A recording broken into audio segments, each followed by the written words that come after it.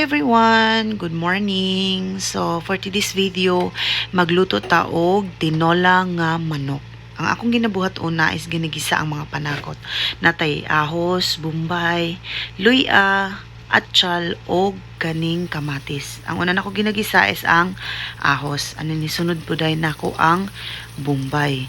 Human ana, okay lang dayon siya. Kay para ma-mix kit siya o magisa siya tarong. Ilunod po dahil nato ang atong luya kay para mo aroma siya. Mo extract ang iyahang baho ug ang iyang lasa. And then isunod po dahil nato atong kamatis.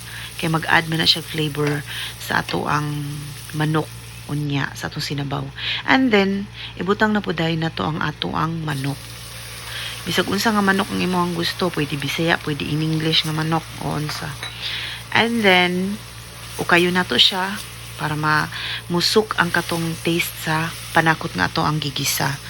Pag humay ukay-ukay, ato lang siyang ipa-cover. After ana, ato na dayon siyang i-cover.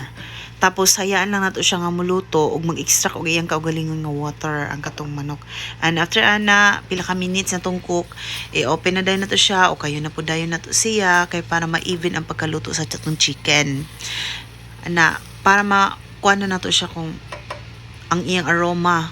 Tapos pwede na dito mag-add og tanglad, tapos katong ato ang atchal ganina kay man to giapil og gisa i-add na po nato ang atong atchal.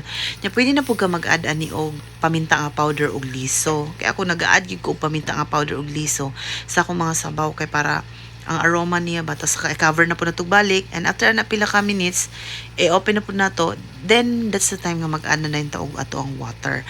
Depende sa imo kung unsa kadaghanon ang imong water nga i-add. Kung ganahan kag daghan kay sabaw or sakto lang.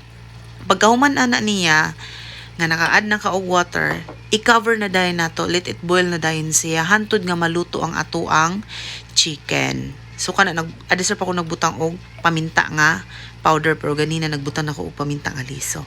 I-cover up na dayon nato, hayaan na dayon nato siya nga maluto. After pila ka minutes nga magbukal-bukal na siya, so ato na dayon siyang tilawan kay nagseason naman ta. Pwede ka magbutang og asin or patis. Ako usually ang akong ginabutang ani is patis. Dili ko nagagamit kay og asin. Tapos di po ko nagabitsin. Tapos ibutang na po dayon nato ang ato ang kanang onion leeks og ang atong papaya og atong sayote para mo add siya og flavor sa ato ang sinabaw nga manok. So after ana, i-cover na po nato balik until nga makook na dayon tong ato ang gibutang nga papaya og sayote. Pag makook na siya, ibutang na dayon nato ang sibuyas dahon. And then kung cook na gid siya, tama na sa imong panglasa, that's the time nga ibutang na dayon nato ang ato ang dahon nga kamunggay. Pwede ka magbutang og dahon sa sili or kamunggay. Depende na sa imuha kung sa imong gusto nga gulay. Angay gini karon sa panahon karon nga gakilom-kilom ang langit. So bugno ang panahon no.